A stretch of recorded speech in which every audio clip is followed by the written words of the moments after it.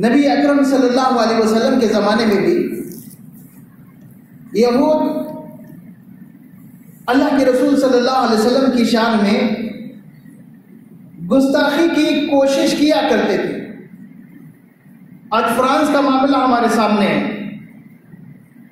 کہ میگزین نے نبی اکرم صلی اللہ علیہ وسلم کی توہین کی کارٹون شائع کیے اور پھر فرانس کے صدر نے ان کی تائید کی, ان کا دفاع کیا اور ساری دنیا میں مسلمانوں میں غضب کی لہر دوڑ گئی.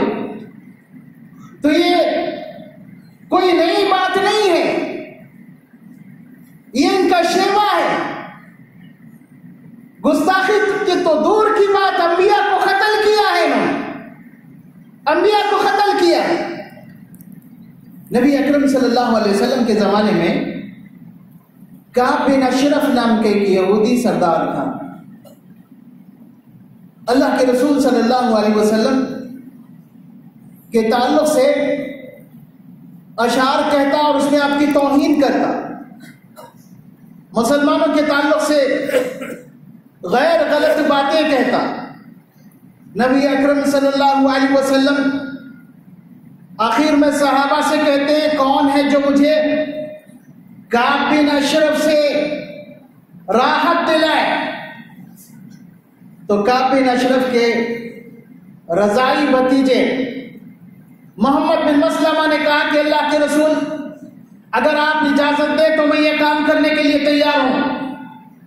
نبی اکرم صلی اللہ علیہ وسلم نے کہا ٹھیک ہے. تو انہوں نے اللہ کے رسول صلی اللہ علیہ وسلم سے اجازت لی کہ اللہ کے رسول مجھے اگر آپ کی اجازت ہو تو میں کچھ کہوں اس سے, یعنی کچھ ایسی بات کہوں آپ کے تعلق سے جس سے وہ خوش ہو جائے. تو نبی اکرم صلی اللہ علیہ وسلم نے کہا ٹھیک ہے. تو محمد بن مسلمہ اپنے چند ساتھیوں کو لے کر کعب بن اشرف کے پاس پہنچتے ہیں اور کہتے ہیں ملاقات کے بعد کہ محمد صلی اللہ علیہ وسلم ان سے ہم بڑا تنگ آ گئے ہیں, یہ ہم سے صدقہ خیرات زکوٰۃ مانگتے ہیں اور بہت ساری پریشانیاں ان کی وجہ سے ہمیں آ رہی ہے. تو اس نے کہا کہ دیکھو ابھی تو ابتدا ہے, آگے آگے اور کیا ہوتا ہے. اور یہود کا کام اس زمانے میں بھی مدینہ کے دو قبائل اوس اور خزرج دونوں کو لڑانا تھا. تو اس نے کہا کہ تم ہماری عورتوں کو اپنے پاس گروی رکھ دو, ہم تمہیں اناج دیں گے. تو کہا کہ یہ مشکل ایسا نہیں ہو سکتا. تو کہا اپنے بیٹوں کو گروی رکھو. تو محمد بن مسلمہ نے کہا کہ ہمارے بیٹے جب بڑے ہوں گے تو لوگ انہیں تانا دیں گے کہ تمہیں اناج کے عوض گروی رکھ دیا گیا تھا, یہ بھی نہیں ہو سکتا. ہاں ہم اپنے ہتھیار تمہیں بطور ضمانت کے دے دیتے. بات طے ہو گئی. تو کہا کہ ہم شام میں آئیں گے پھر بات چیت کریں گے. شام میں پھر ملاقات ہوئی, آواز دیا جا کر. جب وہ گھر سے نکلنے لگا تو اس کی بیوی نے کہا کہ یہ کون آواز دیا؟ تو کہا کہ میرا بھتیجا محمد بن مسلمہ ہے. تو اس نے کہا کہ مجھے اس آواز میں خون کی بو آ رہی ہے. اس کی چھٹی حص تھی. اس نے کہا کہ اس آواز میں مجھے خون کی بو آ رہی ہے.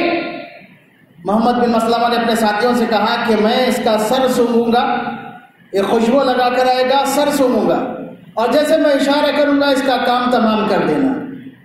نبی اکرم صلی اللہ علیہ وسلم کے صحابہ پہنچے, آواز دیے, محمد بن مسلمہ آیا.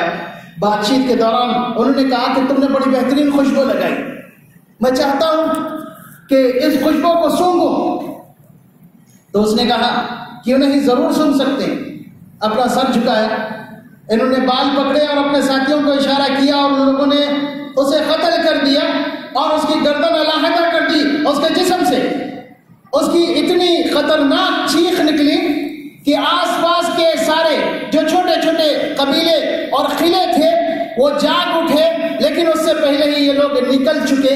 نبی اکرم صلی اللہ علیہ وسلم کے گھر کے قریب آ کر انہوں نے نعرے بلند کیے, جسے اللہ کے رسول صلی اللہ علیہ وسلم کو یہ اطلاع مل گئی, یہ محسوس ہو گیا یہ لوگ کعب بن اشرف کا کام تمام کر چکے. آپ صلی اللہ علیہ وسلم نے فرمایا افلحت الوجوہ, یہ چہرے جو یہ کام انجام دیے یہ کامیاب ہوں گے. تو یہود کی پرانی سازش رہی ہے نبی اکرم صلی اللہ علیہ وسلم کے شان میں گستاخی، اور اس سے پہلے انبیاء علیہ السلام کا قتل، اور اللہ تبارک و تعالیٰ نے اس کا کئی مقامات پر ذکر کیا۔ اور پھر اس کے بعد آگے بڑھتے جائیں تو ہمیں پتہ چلے گا کہ یہود جو تعداد میں کم اور جنگی صلاحیت آمنے سامنے کی جنگ لڑنے میں بزدل، یہ لوگ جنگ کا ایک دوسرا انداز اختیار کی کئی جگہ کی مسلمانوں سے، خصوصاً صلاح الدین ایوبی سے جب ان کا ٹکراؤ ہوا، اس وقت انہیں پتا چل گیا کہ مسلمانوں کو جنگ میں شکست دینا یہ بڑا مشکل کام ہے۔ اس کے بعد انہوں نے اپنی تدبیریں بدلی، اور خصوصاً آپ دیکھیں گے کہ عیسائی یہودیوں کو اپنا سب سے بڑا دشمن سمجھتے تھے۔ عیسیٰ علیہ السلام کے بعد سے یہ کب تک؟ ہٹلر تک۔ اور جب ہٹلر کے ہاتھوں یہودیوں کا قتل عام ہوا، اس کے بعد انہوں نے اپنی جنگی تدبیر کو مزید بدل لیا۔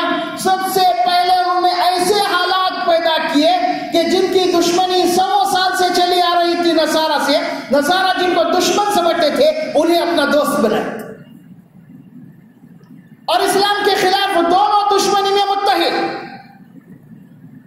جبکہ عیسائی انہیں سب سے بڑا سفاک اور سب سے بڑا درندہ کہتے تھے، اس لیے کہ عیسیٰ علیہ السلام کے قتل کی بھی سازش انہی کے لوگوں نے کی تھی، اس لیے سب سے بڑا خونخوار اور سب سے بڑا درندہ یہود کو کہتے تھے۔ پھر اس کے بعد انہوں نے اپنی جنگی پالیسی تبدیل کی۔ اب اس کے بعد دونوں جنگی طرز کو تبدیل کر کر نئے انداز سے دنیا کے سامنے آئے۔ فکری جنگ، ہتھیار سے زیادہ فکری جنگ کیا ہوتی ہے کہ مسلمانوں کو ان کی فکر تبدیل کر انہیں اس حال میں لا کھڑا کر دیں کہ مسلمان ہونے کے باوجود اسلام کی جو اصل قوت ہے ان کے اندر نہ رہے، مسلمانوں سے ان کی ایمانی قوت، ان کی ایمانی اہمیت ختم کر دی جائے۔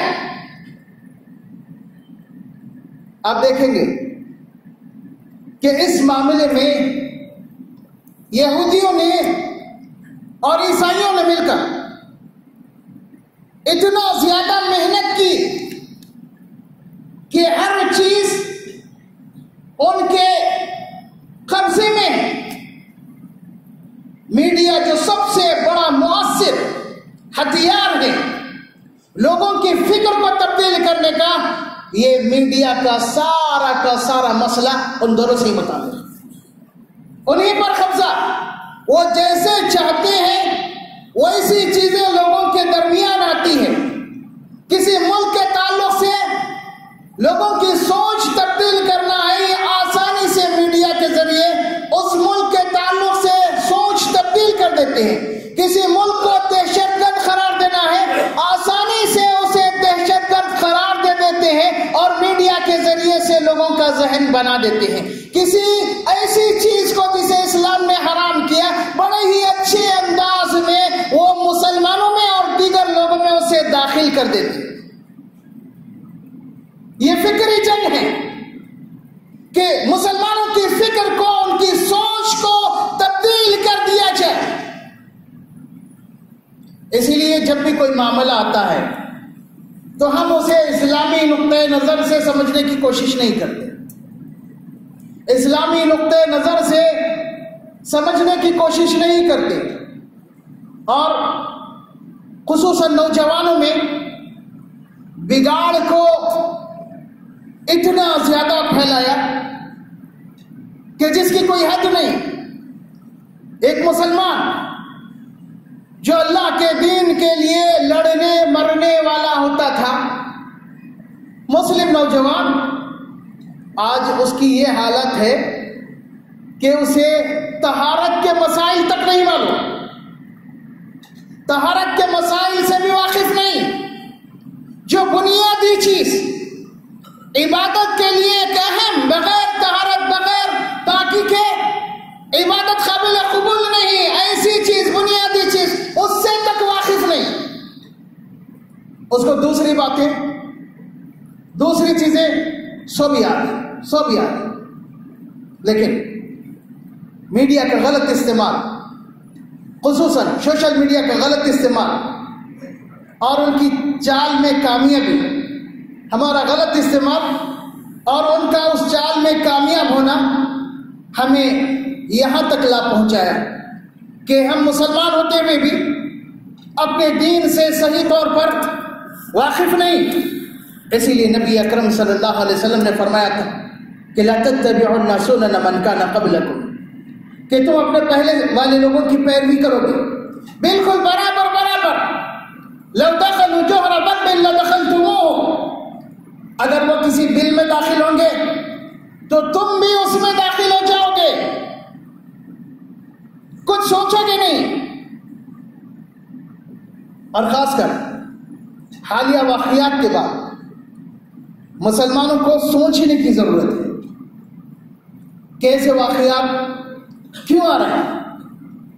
وہ لوگ گستاخی کر رہے ہیں، یہود و نصارہ گستاخی کر رہے ہیں، دوسری قومیں گستاخی کر رہی ہیں۔ ہمیں چاہیے تھا کہ ہم اللہ کے رسول صلی اللہ علیہ وسلم کی اطاعت و اتباع میں بہت آگے رہتے، لیکن ہم نے آپ کی اطاعت اور اتباع کو بالکل بازو رکھ دیا۔ نبی اکرم صلی اللہ علیہ وسلم کی زندگی ہمارے لیے نمونہ قرار دی گئی تھی، لیکن ہم نے کبھی نمونے کے طور پر آپ کی زندگی کو نہیں اپنایا۔ ہونا تو یہ چاہیے تھا کہ کوئی گستاخی کرتا تو دوسری قومیں اور دوسرے لوگ شہادت دیتے کہ نہیں، ایسی بات نہیں ہے، محمد صلی اللہ علیہ وسلم اور مسلمان اس طرح کے نہیں تھے، لیکن ایسا کچھ نہیں ہو رہا۔ کیوں؟ اس لیے کہ ہم نے نبی اکرم صلی اللہ علیہ وسلم کی تعلیمات پر خود عمل نہیں کیا، دوسروں تک نہیں پہنچایا، خود نبی اکرم صلی اللہ علیہ وسلم کی زندگی کو بطور اسوہ نہیں اپنایا۔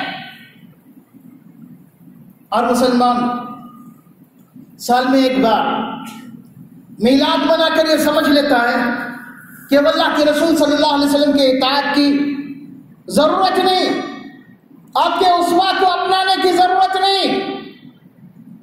یاد رہیں، مسلمانوں کو عزت اسلام سے ہی مل سکتی ہے، اسلامی تعلیمات سے ہی مل سکتی ہے۔ اگر اسلامی تعلیمات کو چھوڑا تو عزت نہیں مل سکتی، اگر عزت ملی بھی تو وہ پائیدار نہیں رہے گی، ہمیشہ کے لیے نہیں رہے گی، پھر ذلت و رسوائی کا منہ دیکھنا پڑے گا۔ عمر بن خطاب رضی اللہ تعالیٰ عنہ کا مشہور قول، جو اپنے گورنروں سے کہا کرتے تھے کہ اللہ نے ہمیں اسلام کے ذریعے عزت دی، اگر اسلام کے علاوہ کہیں اور عزت طلب کرو گے، کہیں تلاش کرو گے تو ذلت کے سوا تمہیں کچھ ہی نہیں ملے گا۔ تو ایسے موقعوں پر ہمیں کیا کرنا چاہیے؟ ایسے موقعوں پر ہمیں چاہیے کہ اللہ کے رسول صلی اللہ علیہ وسلم کی تعلیمات پر سختی سے عمل کریں، اللہ کے رسول صلی اللہ علیہ وسلم کی تعلیمات پر سختی سے عمل کریں۔ نبی اکرم صلی اللہ علیہ وسلم صرف 12 ربیع الاول کو یاد کرنے کے لیے نہیں، نبی اکرم صلی اللہ علیہ وسلم کی تعلیمات صرف 12 ربیع الاول کو یاد کرنے کے لیے نہیں، بلکہ زندگی کے ہر گوشے اور زندگی کے ہر موڑ پر نبی اکرم صلی اللہ علیہ وسلم کی تعلیمات ہمارے لیے رہنما اور ہدایت کا ذریعہ ہے۔ ہم اپنے آپ کو تبدیل کریں، اللہ کے رسول صلی اللہ علیہ وسلم کو اسوہ و نمونہ بنائیں اور دنیا کو بتائیں کہ محمد اکرم صلی اللہ علیہ وسلم ایک